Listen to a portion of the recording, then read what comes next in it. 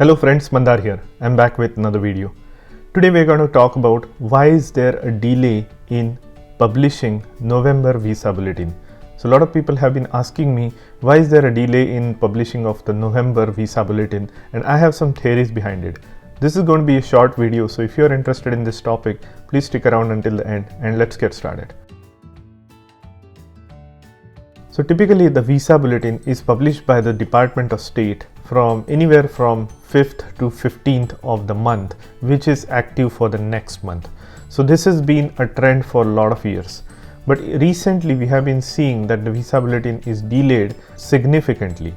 We have seen it getting published on or around 15th of the month or anywhere from 15th to 20th of the month. But lately in the last 2 months we have seen that it is getting published even later than the 20th of the month. This month in fact it's already 27th, and I was trying to refresh the page every day, but looks like it has not been published yet.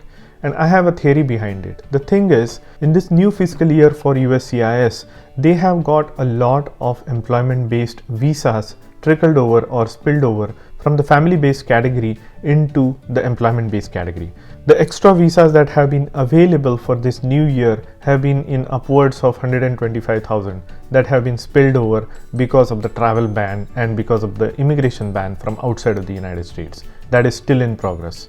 So these visa numbers have been available for the employment-based categories. Thus we saw the forward progression of EB1, EB2 and EB3 significantly in the month of October. So what the Department of State did at the beginning of the October month is they looked at how many visa numbers are available for this current fiscal year. So you can say the total of the quota that is available for this year plus the spilled over visa numbers from the last year, which is almost double the visa numbers that are available for employment based category this year. They progressed the chart significantly for EB1, EB2 and EB3 for the month of October in the filing dates chart. So now this progression was based on total number of visas available for this entire fiscal year. So they opened the gates for everybody to be able to apply to get the numbers from this year's quota for the entire year. Their expectation is that they will get as many applications as possible in the month of October.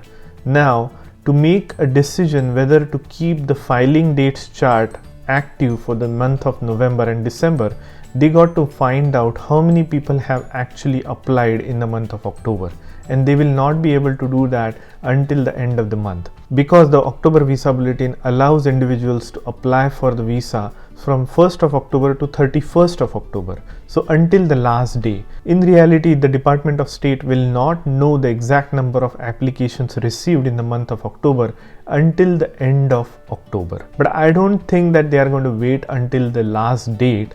They are probably going to wait as much as possible towards the end of the month to be able to speculate whether they need extra applications in the next month, which is the month of November.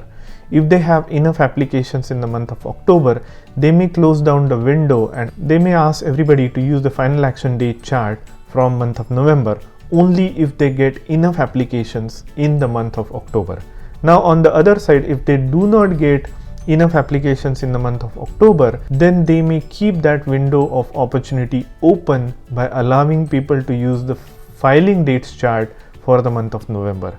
So hope that makes sense. So they may be just waiting to get the latest numbers for the month of October to see how many applications are being received so that they can make the call for the November visa bulletin. I still speculate, as per my previous video, that they will keep the window of opportunity open by allowing people to use filing dates chart for the month of November. We'll wait and see. It all depends on how many applications they receive in the month of October. So you may be able to see this visa bulletin for November getting published any day or any time now. In fact, last month when I was talking about the delays in October visa bulletin, by the time I published my video, the visa bulletin was already published. So I hope that happens again this month. So that's why I'm making this video. And by the time I post this video, maybe the visa bulletin for November is already published. But if that's the case, then it's a good news for everybody. So let's wait and see, and it shouldn't be more than a couple of days now. So wish you all the best, and I'll see you in the next one.